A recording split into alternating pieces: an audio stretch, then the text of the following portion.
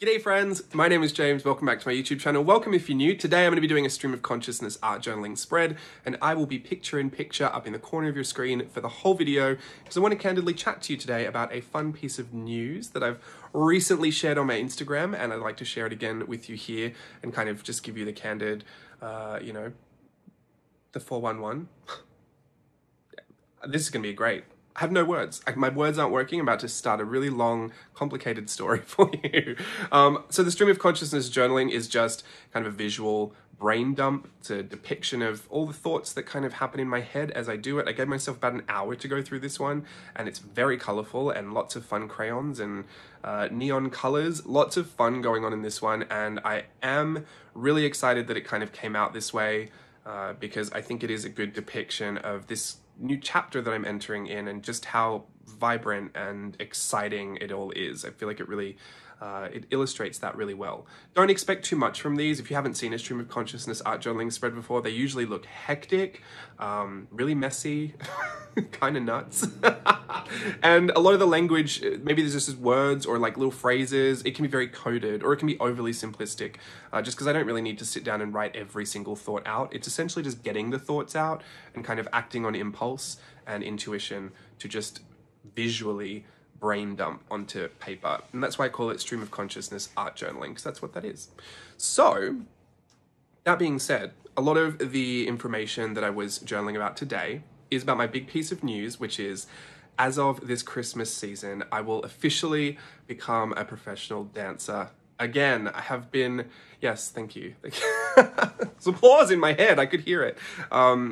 I'm so excited. I'm trying to mask how truly excited I feel because I don't want you to know how much of a crazy person I am, but there aren't enough adjectives in the world to really describe what the feeling feels like. And I want to take you on a bit of a journey to how we got here so that maybe I can offer you a bit of insight as to what's really kind of going on in the back of my brain whenever I would present this information to you. Because as you might have heard over the years, I have been very cryptic about a lot of things, and I've kind of shared lightly in certain areas what this has been like and what dancing was. And, you know, I've shared lots of fun stories, and my policy has always been to share scars, not open wounds. And because it hadn't been resolved, this journey to get back to dancing hadn't been resolved yet, and there was not much I could do to resolve it.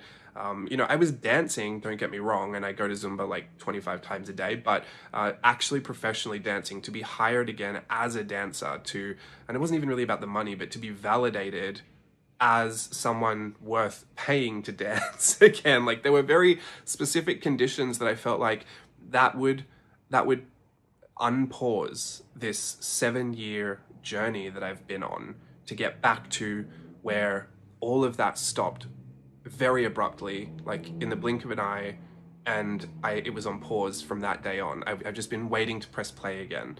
So we're at that point, that chapter is turned in my life. I'm now anxiously anticipating getting into a rehearsal process, seeing what all that's like. I'm, getting my body, like conditioning it back to where it needs to be able to perform, and just really, really, really, really exciting. And I am also just enjoying this period where, because I'm anxiously anticipating it, I have these little moments of elation throughout the day. Like, there's just these random times where I remember that, oh, it happened. Like, I'm here. I'm finally here. I get to do it.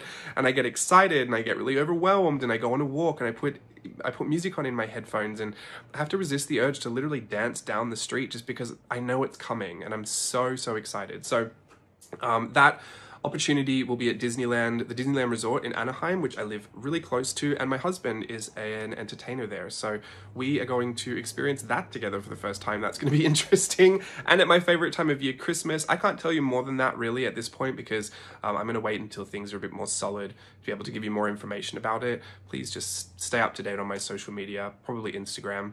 That's where I kind of live at this point, even though Instagram seems to be wanting to change how it views itself as a platform these days. Not so much photo sharing, is it? Anyway, I still share a lot over there, and that's probably where I'll keep you updated if you want to know more about it. But this is the story that I want to tell. I'm going to try and do my best to remove a lot of the emotion from it, but it is a really long and emotional story, so strap yourself in, enjoy the video, and let's go right back to 2008. If you can believe that that's where we're going to start. I graduated high school in 2008, and right at the end of high school, I wanted to perform. I was thinking, you know, in Australia, we think about gap years a lot. We don't usually go straight from high school into university. I mean, a lot of people do, but, you know, certainly wasn't my dream.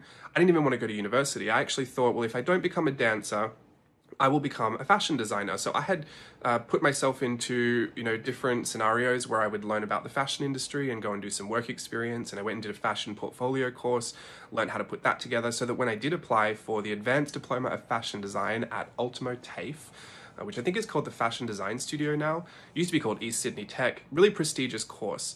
One of the best fashion design courses you can do in Australia. So, and it's not a university, it's TAFE. So for my Americans, it's like technical college. So it's not something you can just like pay your money and go and do it. You have to go through like this really rigorous selection process. And that was something I was really working towards for the latter part of my high school education. I didn't really have a great high school experience, if I'm honest. I won't ever share that story publicly, I don't think, but it just wasn't the best. So I was always kind of looking forward to what I would do after high school. I'd also decided that I think I wanted to go to full-time, and a lot of people from my particular high school would go to a full-time college for performing arts that was just down the road. So they would learn how to sing and dance and act and do all that great stuff, and they would do that 5 days a week. And it wasn't uncommon for people to do this after high school to kind of be your prelude to becoming a professional dancer. It would really help flesh out your skills, and it would teach you, you know, really valuable skills that maybe you hadn't learned. Like I was never a good singer, so if I did full time, I like to imagine that I might have learned how to sing properly. But I never did it. My mum famously in my story anyway, said to me that, because I said, oh, well, I need to go to full-time so that I can learn how to do all this so I can become a professional dancer. And I was actually asking if she would pay for it, which was obviously going to be a no. And she said, if you're not good enough to do it by now, will you ever be good enough? Like, surely, you've got it by now or you don't. If you know my mum, it's not out of character. She's, and she wasn't being nasty. She's just very, very direct. And honestly, I think it was, I'm going to say to myself, it was her really nice, encouraging way of saying, you've got it, like, go do it now, see if you can do it. So towards the end of 2008, I was in grade 12. I went and auditioned for Tokyo Disney Resort and Universal Studios Japan. I'd always wanted to go to Japan. I studied Japanese in high school, and back when I was 16, I had drawn in one of my school planners, me doing peace sign out the front of Tokyo Disney Resort. And so some might call that manifesting. I'm just going to say I always knew what I wanted and I went after it. But yeah, I really, really tried hard to capitalize on these dreams that I had. And I thought, best case scenario, I could go do a contract somewhere like Japan, dance, have so much fun, save my money, come home, go to fashion design school, and I'd have money to be able to produce my collection. Then I'll become a fashion designer. Well, I had a very unrealistic start to adulthood in that all three of those options became an option for me. So I got offered a contract for the Wicked show that they had at, it was like a 30 minute version of Wicked at Universal Studios Japan back in the day. I got offered a contract at Tokyo Disney Resort as a dancer, and then I got offered a spot at the fashion design course that I wanted to go in. Well, it was, I wouldn't say it was there. I was able to do it. But when I went and did that interview, the panel had asked me, because I'd been very upfront and said that I'm actually currently seeking employment that would take me out of the country. And so, you know, if you get offered one of those spots, you really shouldn't be turning it down just because it's so hard to get into. And I was asked, if you got that job, would you take it? And I said, honestly, yes. Because I would want to save some money so that when I came to do my collection, I could do it with silks. And I could afford to do that. Because, you know, even though you weren't going to pay a lot of money because it was TAFE to do the course, you would need a lot of money to do your final graduation collection. And that was just something I wasn't going to be able to do if I didn't go out into the workforce. So that was my thinking back then. And I think they appreciated the honesty. And then I kept a relationship with one of their head teachers who, you know, said, when you're ready to come back, let me know. And so I felt like that was always something I might end up going back to. Lo and behold, when I went to Japan, I absolutely fell in love with not only the country, but just how easy life was living there and doing this contract at Tokyo Disney. So as a dancer there, we were offered an apartment that we didn't have to pay any bills for. We were offered a per diem, so you had money every day to get your food. We were offered the train pass to get to work, and we were offered a salary, which straight out of high school was just so insane to me. Like I couldn't understand why adults would say like, oh, you know, when you grow up, you'll want to go back to high school because life's going to hit you hard. You know, maybe because I had a really terrible attitude problem as a teenager. Maybe that was just their way of saying, you'll get yours, which I guess I did eventually. But yeah, straight out of high school, I was like, life is easy. Life is so good. And I would have these moments during the day, especially like I would be riding my bike back to where we lived, and I would just burst into a huge smile, like just the cheesiest grin on my face, thinking this could not be any better. I love this. Anyway, I wanted to stay there. There's a whole story. There's a whole, every other story has like 10 stories inside of it. So I'm going to try and skip over the non-essential parts, but suffice to say that was enough for me to realize I'm going to kind of keep doing this dancing thing. Let's see where it goes. I'd always loved cruising, and people in my cast had done cruise ships before, and they said, you know, you might be really good for a cruise ship.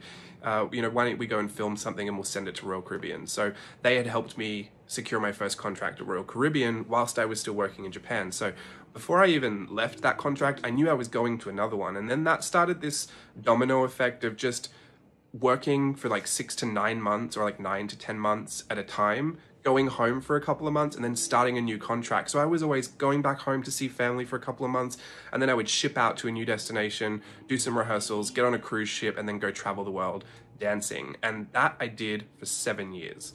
I was 18 when I started, and I was 25 when it immediately just stopped out of nowhere.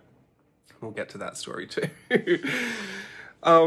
So I loved it. I mean, I loved to travel. I loved to see all these different parts of the world. I had so many friends. Having friends was really easy on contract. It was terrible when you left because they all lived all over the world. And now I have hundreds of friends that I never really get to see. But, you know, we have some of the best memories of growing up together.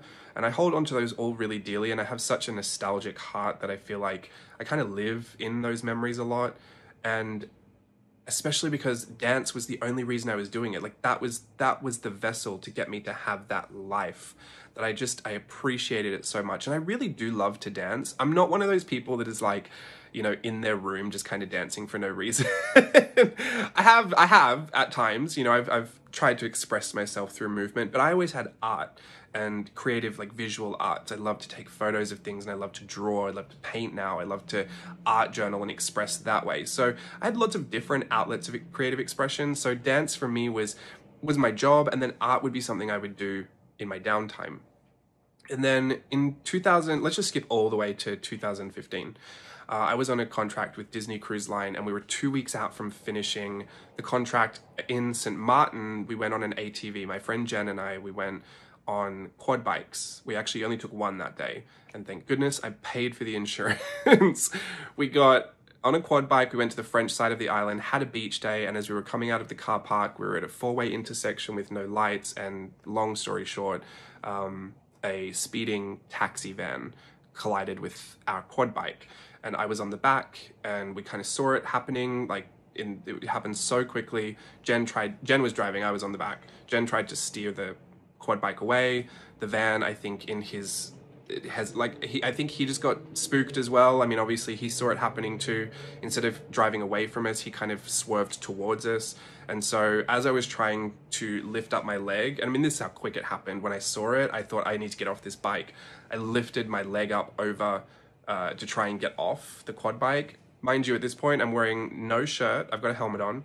But we've just come from the beach. I'm wearing no shirt, I've got board shorts on and thongs. So I am really not in any kind of protective equipment, which I guess you could say, yes, that was not smart for being on the main roads on a quad bike. But if you've ever been to the Caribbean, like that's just how it is. I mean, usually the roads are really slow in the Caribbean.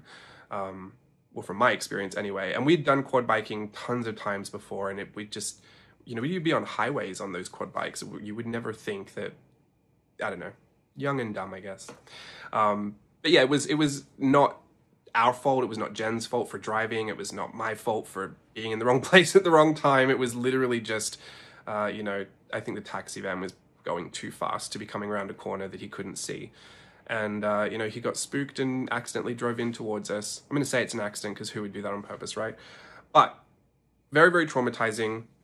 Ended up in hospital on the French side of the island. Jen got back on the ship. Thank goodness Jen just had some whiplash and some bruising, but I think she carried a lot of the emotional weight of that experience for a long, long time. You know, we've since met up and talked about it and everything, and I won't go into sharing her parts of the story, but yeah, it was hard. They had to pack up all my stuff from my room, and they had to do it really quickly because I was going to be stuck on the island. So once I got out of hospital, and that story in itself was absolutely horrendous. I didn't realize, but there's a Dutch side to, I mean, I knew there was a Dutch side and a French side to St. Martin, and sorry to my French St. Martin people watching. Anyone who gets into trouble on that island, make your way to the Dutch side. Do not go to the French side's hospital. It's not good. You know, I'm going to say I appreciate that they did what they could do, but it was just a terrible, terrible experience. And I think that really made the whole thing worse. But in the end, I ended up at a hotel, and there were these big plastic garbage bags with all of my stuff from my room in there, and like I couldn't even I didn't have the proper crutches. I couldn't do anything about it at that point. It was a mess. All of that to say, you know, maybe I'll share that story because it's a long, funny, terrible story. Maybe I'll share that one another time. My career was kind of finished at that point, just stopped. And I wouldn't say finished. I thought, you know, and kind of naively, I thought with those injuries, 6 to 12 weeks, then I'm back to dancing. So, you know what, I can keep on this rotation. I can go do another contract. Yeah, this one kind of ended horribly, but I'll be back. And it wasn't until I went home to Australia and I went to a specialist who had taken a look at everything that was done in that kind of emergency surgery and said, well, we're going to have to kind of open your foot back up. I had a crush injury to my foot, and I also had a lot of nerve damage through my left leg. So it basically just meant that the blood wasn't flowing through my leg properly, and that my foot, it was the equivalent of having a piano dropped from a 2-story building land on my foot. That was the extent of the injury. I didn't know that. All I knew was, wow, that foot is incredibly swollen. And I saw all the bones that were inside. I've now seen what they look like. And when it was all put back together, I thought, well, great, it'll just heal and I'll be fine. So I went to this really specialist surgeon who did lots of footballers' injuries. And you know, they need to be really agile, and they're quite heavy set men. So I was like, that works for me. Same category. Heavy set man needs to be agile. He'll know what to do. And he said, we're going to have to go back in, kind of re-break everything, and then put it back together incredibly precisely, put all the screws and bolts in it. And then after a few months, you know, we can take all the screws and stuff out once it's set again. So I had 3 surgeries total on that foot, but it took tons of time to recover from it. I had a lot of PTSD. I was already struggling with PTSD from 2011. That's a really long ongoing battle there, but I was in Japan for the earthquake and the tsunami, and I've had some really long-term side effects with PTSD from that I don't talk to this day. Again, open wound, so I keep that pretty quiet. But you know, I had this new extra level of PTSD about cars and about being on the road. And I mean, even to this day, like, I still won't choose to walk too close to the road, or if my left side is exposed to the road, like, it just kind of screws with my head a little bit. So I'm still working through a lot.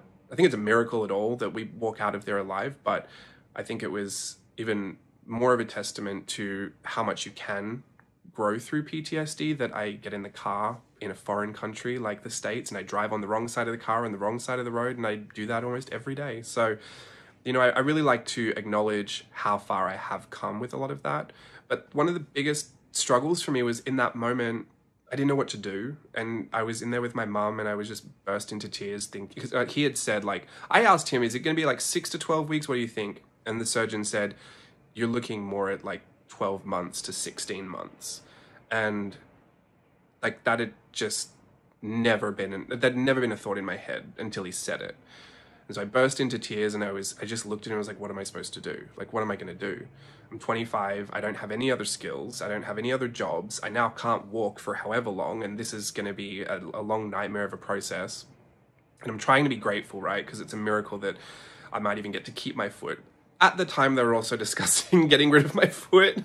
I had an issue with the blood flow in my leg, and they said, you know, we might need to amputate from your knee down. So we were trying to deal with that as well. And luckily, I got to keep everything.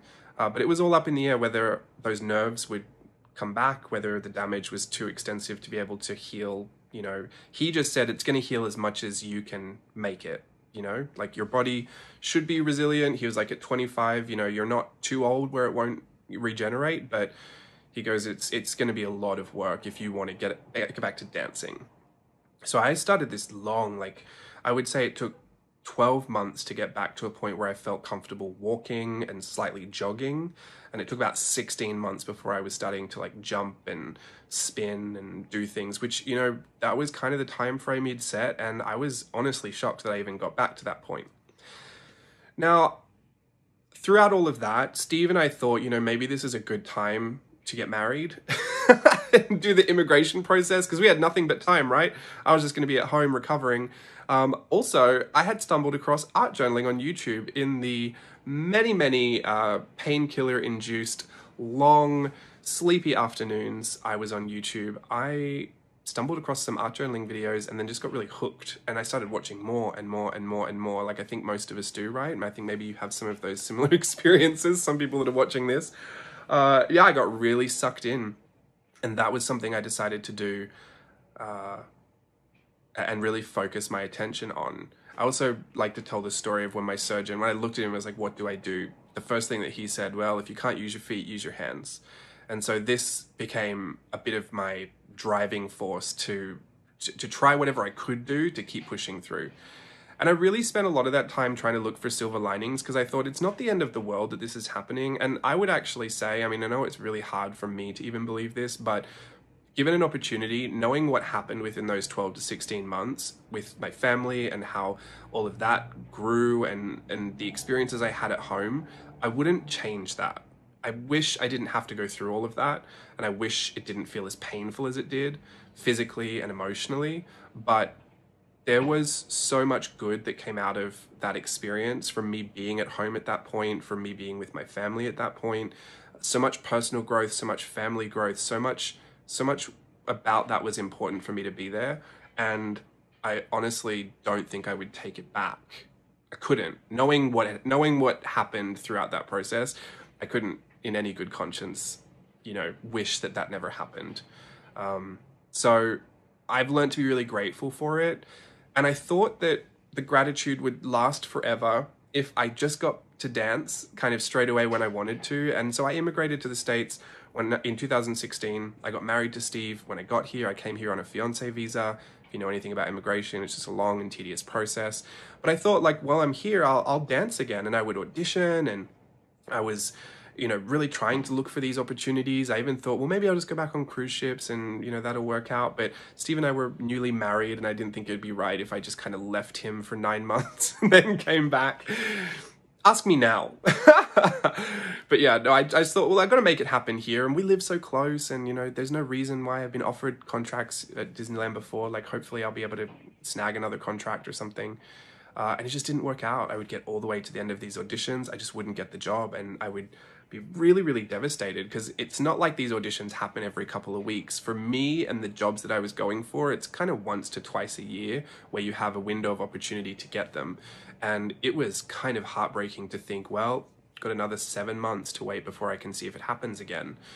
And in all of those periods, I didn't really know what I was supposed to be doing. I didn't even have work authorization for like 6 or 7 months after I got married. So that was a really challenging time where like Steve had to kind of keep it all together. And luckily I had life savings that I was kind of using to, you know, sustain myself. But it was hard. I failed my driver's test. I didn't really understand all the, like, I didn't understand things like credit scores here and they wouldn't let me open bank accounts without Steve. And I felt like I wasn't independent anymore. It just was weird. It was weird. Didn't love it. But that's all sorted now. Anyway, by that point, I had already decided that this was going to be my job. I had JLB Creative in the sense that I would do some stuff on Etsy, I'd make a bit of spending money, and I would reinvest that money into buying art supplies that I wanted. That was all I was doing it for at that point. And Steve had said, like, well, you know, you already have a business, you could try and do that, and you could commit yourself 100% to that, because I started getting a bit depressed. I was starting to tell Steve, like, I just don't feel like myself. I don't feel like I'm motivated by anything. I don't feel like I want to do anything. I'm really feeling overwhelmed. I don't know what this is. I don't think I'm depressed, but this feels like depression to me.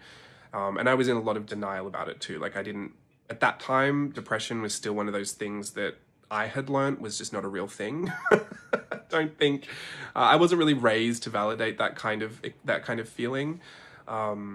And then I was starting to feel it, and I was like, oh, maybe it is real. Like, how do I address that? What do I do? And he thought that it would be a really good thing if I committed myself 100% to something, because he felt like that's what's missing. Like, I'm the type of person that when I commit, I commit. That's why I try not to commit too much. But that I need to be giving myself fully to something to be proud of myself and to feel like I'm doing well. And I was missing a lot of that confidence that I'd had. I think through the rejection of not getting these jobs, and after so much effort to try and like rehabilitate my foot and to get back to this point where I was ready, and then for it not to work out, I was also wrestling with parts of my faith being like, you know, I've been hopeful, I've been trusting, and I've been, you know, I've been trying my best. Like, why is this not working? And maybe that was a bit of prosperity gospel jumping out there, but I honestly thought, like, kind of naively, like, don't I deserve to like have, like, I've put my time in, can't I have the reward now? And then that started a really long faith journey in what trust really looks like, and what really handing that over looks like, and what, you know, not to get too spiritual on you, I like to keep that personal as well, but you know, that was hard as well. From the faith perspective, I was really struggling with this idea that I deserved it, that I suffered enough for it, right? Like I put my time in, now I need the reward. And I started bargaining a lot, which I think is normal. Anyway, my experience there, I was also on a design team at that point. I had decided that maybe this would be a good way to grow my business. That design team ended in a really, and I don't want to revisit it because anyone who knows what happened knows that it just wasn't nice. It ended in such a way that I was just really disheartened, and I felt like Steve had said, you know, really commit yourself to something. I felt like I'd really committed to it, and I was trying my best, and I felt like it ended in such a terribly personal way that offered no resolve. There was no kind of closure for it, that I was really scorned, and I felt really resentful. And then I was trying to build off of that to get to a place where I felt good. So it was a really hard, like I felt like I couldn't set a solid foundation for myself to feel like I was doing something and I was doing it well and I could be proud of it and that I was succeeding. So I entered a really big kind of phase at that point where I had to achieve a lot. I felt like if I could just achieve everything, if I could just learn how to make products and sell products, if I could just learn how to make videos and put videos out there, if I could learn how to grow a following and then do that, and then learn how to do a Patreon and do that, like if I felt like if I could prove to everyone that I could do it, that I might start to feel good about it. And I will say there was a lot of times where I had achieved something and those feelings were really validated. I actually did feel kind of proud of myself, and that kind of sparked this momentum to continue to strive to achieve something. It's not like I had any real direction of where I was going, but if I could just focus on trying to get to the next thing, giving it my best, trying not to negatively motivate myself, but trying to honestly just achieve whatever was out there next for me, I felt like I was starting to take a path where I could just go through these open doors. And then right in the back of my head, I would think, it'll lead me back to dancing. Like, it will literally lead me back. And I kept telling Steve, I don't know, I am seeing some success here with my business, with art journaling. It seems weird because it's such a niche thing. Like, I don't even think people know what it is. I didn't even know what it was a couple of years ago. So how could this be? Like, how could I now be making my living off of this? How is this my job? And I felt guilty because I'd tell Steve, like, the whole time, in the back of my mind, I kept thinking, well, it'll be my job until I dance again. And then I'll just say, that was an interesting period, goodbye. And I'll just leave it. The more I grew with it, the more that a community grew around it, I started to feel the guilt for all the people that I was interacting with and for bringing people into this community that I felt like eventually I might abandon. And so I struggled with lots of guilt. And I try and deal with it by just telling myself, well, dancing's not actually happening for you now, so it's not something you really have to worry about. Just kind of avoid those feelings for a hot second. But then the more I realized dancing wasn't happening for me, the more depressed I got about it. And by that point, I hadn't been dancing for so long. I'd put on a lot of weight, and I felt like even if I was presented with an opportunity, now I literally can't take it. And around that time as well, I had one of the worst audition experiences where I just felt completely humiliated, intentionally, like at the audition. And I almost vowed at that point that I would never return to an audition, which would mean I would never get to dance again, essentially. It all got really a lot, and I had a lot of coping mechanisms. Some were healthy, some were incredibly unhealthy, and I kept all of those away from social media, and I would continue to do so because there's absolutely no reason for you to know what that was like behind the scenes. But I was always very committed, and there was a lot of joy I got from running my business. It was exhausting, and it was overwhelming at times, and it was really frustrating at times, but there was something that would kept me going and that was actually just really good for my processing. Ultimately, it was journaling. Ultimately, I was always coming back to myself, asking myself, like, what would make you happy right now? To sit down and draw something? Do you want to draw some mermaids and fairies? Will that make you happy right now? And I would think, yeah, I'm going to do that. And I would try and present to you all the best parts of what I was experiencing and all the things I was truly enjoying. So that became my goal, right? Now I just have to show you what I'm enjoying about this. Now I just have to show you how art is something that's fun for me, and it's something that has kept me, kind of going through life this whole time. Here's how I enjoy it. Here's how it brings 10 minutes of fun to my afternoon or 4 hours of fun to my evening. Let me just share that experience. And so I felt like I really got a good, positive outlook on journaling. And then I found a good purpose there. I realized that there was an opportunity to connect with people that I might never meet in real life, people all over the world. I realized there was an opportunity to put something out that was positive and uplifting and helpful or even entertaining at times, that I could be a good part of someone's day, just like a lot of people on YouTube had been a good part of my day when I was feeling pretty down and out. And so I found over time, throughout all that pain, throughout a lot of those depressing feelings and those periods where I felt just truly like I didn't want to get out of bed, I felt like I had purpose, and it was not something I could always sit there and be like, oh, I'm so glad I have this instead, but it was always, and because that was what it was, it kept fighting in my mind. It was like, well, if you're doing art, you're not dancing. If you're dancing, you're not doing art. Blah, blah, blah.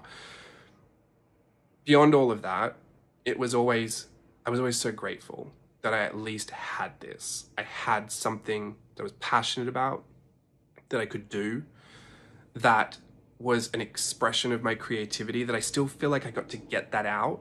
I still feel like I got to engage with that. It was a job that, even though it was difficult, it was fun. And then I started to see that there's so many parallels to dance and how I was when dance was my job, to art and how I am now that art is my job. And essentially I was just trying to flip them. And then I realized dance can be the hobby that art was when it was my job. So I started doing dance classes again, and then I got myself involved in Zumba, and I started moving more often. Then I started shedding weight, and I started getting the confidence to go back to auditions and stuff. And, this was over years, but those were really key moments throughout the story that made me feel like there is always hope. I know it's going to happen at some point. I have resigned to the fact that it's not in my hands, it's not in my timing, but one day I'll get a job again and I'll be a dancer again. And that I could reconcile that I could do both. I can go and dance, and I can still art journal and share that online. What it would look like, I don't know. I had to try and I'm still trying to feel through that guilt of maybe what happens if it's less content, what happens if it's less sharing. I don't want to take away from people. But I'm going to face that just as passionately as I faced every other challenge. And I'm going to do it with the same objective, just to keep sharing all of what's exciting about it and all of what I enjoy about it. And even with the same rules I have, that I'm sharing the positive parts of it, the hopeful parts of it, the parts that have healing, the parts that are restorative, not the parts that just kind of throw me into chaos and then therefore throw whoever's watching into chaos as well.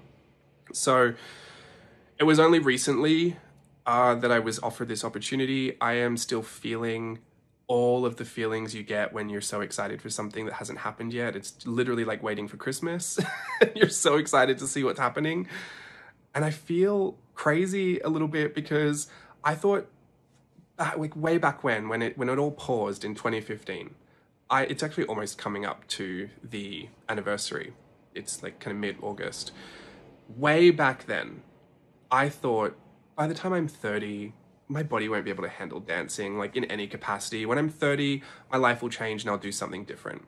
Well, I was 30 in 2020, so life did change. And I had to deal with that then, and it was not pretty. I was very, very overwhelmed by everything that was kind of, happening, and everyone was really. But I had just told myself, like, you know what? Age is whatever it is. I'm going to age. I'm gonna have to accept it. I'll use my creams and my lotions and potions to try and slow it down. But you know, that doesn't mean there's not an opportunity out there for me. I'm not gonna limit what that could look like, because I think it has to be a certain 1, 2, or 3 things. I believe it'll happen. I'm gonna just keep preparing myself for it to happen. I'm gonna put the effort in, I'm gonna put the energy in, put the work in like I did when I was a teenager, just to be ready for whatever it is. And then when it comes, I'm gonna just try and enjoy it as best as I can. Like, take everything I've learned thus far. I mean, and I learned so much through being a dancer that now I apply to being my own boss in my business. Things that I won't do on principle, things that I think as businesses we shouldn't do, things that, you know, all those feelings and emotions that got stirred up through years of learning what it was like to be an employee. Now I kind of, you know, take that knowledge and run with it to have a better experience running my own business. And now I'm just going to take all of that knowledge I've learned from the past 7 years to apply it to this next period. You know, hopefully I'm not going to be as combative as I used to be when I was employed. I had a thing with managers. Middle managers and I don't tend to get along very well. Sorry to my middle managers out there. I do, actually, that's not true. I get along with them if they're very consistent and there's nothing personal. I'm very linear, I'm very logical, and I don't do emotions in the workplace. So, just a bit about me. Anyway, I'm really excited. You know, one of the big points that I really felt, I think, the most terrible at was, and please don't get me wrong, like I said, I love the purpose I found in having this brand, this business, this art journaling career, if you want to call it that. It seems like heavy wording for what it really is, but you know, ultimately I have the passion for the arts, but the business aspect of it, the fact that it was my employment for 7 years at this point, and like I'd been running my business for 7 years and I'd been a dancer for 7 years. When that happened, when I had the realization that I've been in this as long as I had been a dancer, that was probably one of the hardest moments for me, because I have been every day for 7 years waiting to press play since August 2015. And I couldn't fathom that, like, it's not like I didn't make the most of the opportunity. Like, the past 7 years, I think I've made the most of every opportunity I've had. And I can honestly say that I'm proud of that effort. Maybe if I had known that it would take until 2022 to hit play, maybe I would have just anxiously been excited up until that point, but I don't think I would have. I think if you told me back in 2015, it'll take another 7 years for you to get back on stage, I don't know what I would have done. I actually don't think I could have handled that information. And it was a really weird thing to try and accept, because in my mind, I would keep telling myself, like, it's just around the corner, it's just around the corner, like, it's gonna happen soon, it's gonna happen soon. And I'd done that for so long that it was the exact span of how long I had been a dancer, and that felt like a lifetime ago, and it felt like a lifetime long. So yeah, that's kind of where we're at now. I wanted to share a bit more of that story because it's always been in the background, and I know I've shared my feelings about this before. I've shared feelings of guilt I've shared feelings of, you know, trying to achieve a lot, like there was that one Inktober, I think I did 3 Inktobers in one. That was like a particularly heavy time for me, where I just needed to achieve everything. I just needed to feel like I could do everything so that I could feel better. And you know, it did feel better. That ultimately wasn't what I was looking for. So, you know, my challenge phase kind of went away. But, you know, I guess I didn't need more than the purpose that I found in it, just to be able to share, to be able to have the opportunity to share and to put something out there that's fun and, you know, light and exciting and joyful. That is exciting for me, and that is good for me. I'm just so excited to go back to dancing. I'm so happy. I can't wait to share what that looks like with you as well. I'm sure it'll come up in my journaling. I'm sure there'll be lots of photos, there'll be lots of videos. I have no idea really, but I'm really excited to share that with you as well. Thank you to everyone that came along for the ride up until this point. I am excited to see if this doesn't really mark a change in how I move forward, right? You've only ever known me from that period of, you know, filling the void with art journaling, and then finding passion for art journaling, and then making a business of and finding a purpose in art journaling. But you've never really had me as the dancer that's what I self-identify with. Like, that was my label, that was mine. I even put that in there, that's my label. That's what I always thought I was.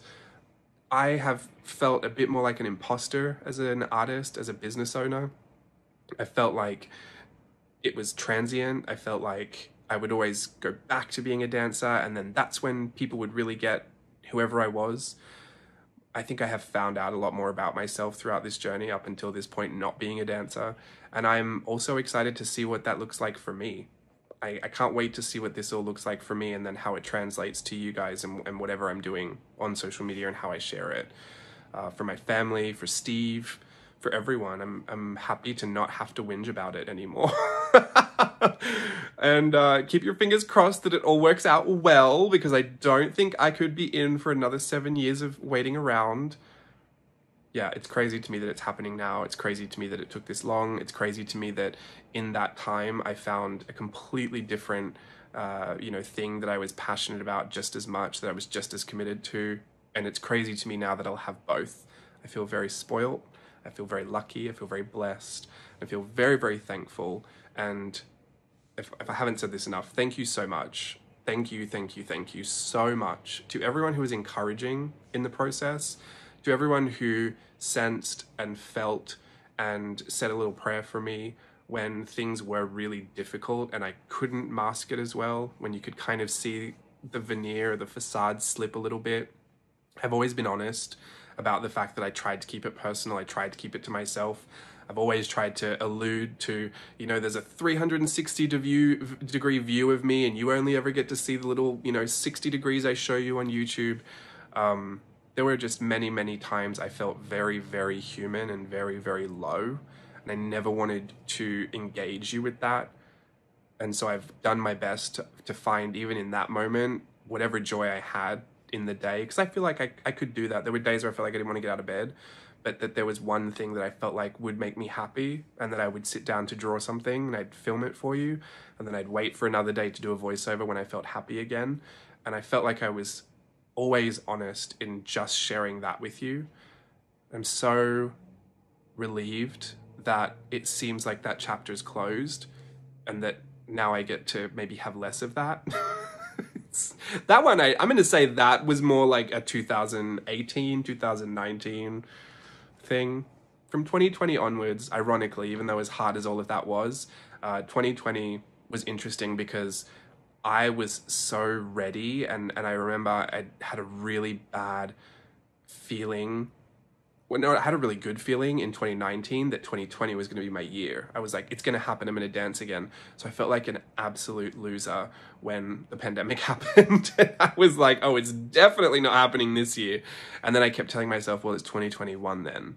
And then 2021 didn't seem like it was getting much better either. And that's where, by the time I needed to go home, I was still hopeful, but I was so like ready, but still so upset. I just needed to see my family, kind of reset, refresh everything. And when I came back this year I think I had found peace that I hadn't really had for a long time. But, even going to Paris and London, I've told some people this on a live stream as well. We went to Paris because when I was watching that 30th anniversary Disneyland Paris show, I was crying. Like, I was just weeping because I just wanted to do it so bad. Oh, goodness, I can feel it. I just wanted to do it so badly. I wanted to dance it. It looked so happy. The music was so amazing. It just filled me up inside with so many emotions that I just said to Steve, I know I sound crazy, and I know I'm probably going to be the biggest, like, I'm going to look like the biggest loser in the world doing this. But, like, will you come to Paris with me just so I can see that? I need to see it in person. I don't know what it is. I've never felt like this before. I feel crazy. And he said, sure, let's go. So when I went there, and I was crying in front of the castle, like, even though I learned to accept it all, even though I learned to still have hope, even though I have been trying my best to condition my body and get myself back to dancing, and through all this time, like, I've just been really, really sad and really, really desperate to dance again and to perform again. And I'm just so happy and so relieved that I can just let that go, because it's felt like a really long time and it's just felt like the thorn in my side for so long. And I just want to know now, and I'm experiencing right now really, what life looks like without that. And it's different. It's different than it was before. I'm different. I'm older. I have different things going on in life. So yeah, it's just fully exciting all the way around. And thank you so much for being here and being patient and being understanding and being gracious and being kind and being generous and being everything that you've been throughout that journey, because I've relied on you for a lot of support and a lot of comfort in a lot of my times of need. And I don't think you could truly appreciate how much I have actually, used that to fuel myself to keep going. So I want to thank you all, especially. I'm going to leave it there. Have a wonderful day, everybody. I'll see you again soon. Until then, bye.